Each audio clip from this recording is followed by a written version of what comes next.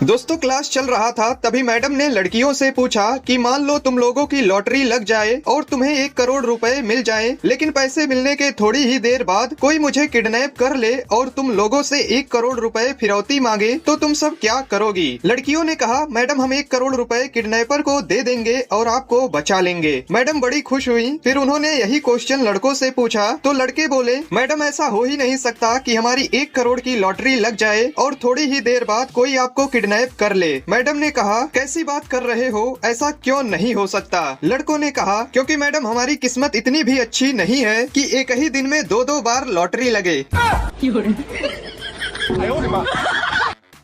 जंगल में एक बिच्छू रहता था जो बहुत जहरीला था। ये अक्सर जानवरों को काट लिया करता। इसमें इतना जहर था जिसे भी ये काटता कुछ ही देर में उसकी मौत हो जाती। ये इतना चालाक था, कोई इसे मारने जाता तो ये झाड़ियों में छिप जाता। छोटा होने की वजह से कोई इसे देख नहीं पाता। एक बार गाय और भैंसा जंगल में घूम रहे थे, तभी उस बिच्छू ने भैंसे को काट लिया। कुछ ही देर में भैंसे की मौत हो जाती है। गाय ये सब देख बहुत दुखी हुई। वो शेर के पास गई और उसे पूरी बात बताई। उसकी बात सुनने के बाद शेर ने एक प्लान बनाया। गाय उसी जगह आकर खड़ी हो जाती है जहाँ बिच्छू ने भैंसे को काटा था और शेर एक पेड़ के पीछे खड़ा हो जाता है। जैसे ही बिच्छू गाय को काटने बाहर आया, शेर उस पर झपट पड़ा और उसे मार डाला।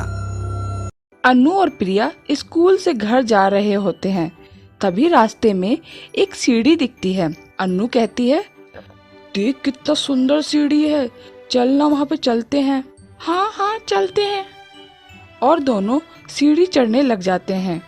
कुछ ऊपर जाने के बाद वो आसमान में पहुँच जाते हैं और वो दोनों देखते हैं कि ये एक परी की दुनिया है जहाँ एक से बढ़कर एक कपड़े होते हैं और रंग बिरंगी फ्रॉकें होती हैं।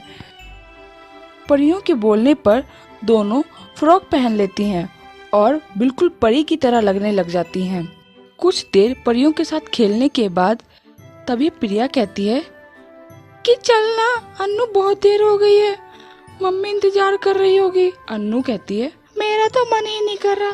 ठीक है फिर भी जाना पड़ेगा, फिर चलते हैं। और फिर वो दोनों चले जाते हैं।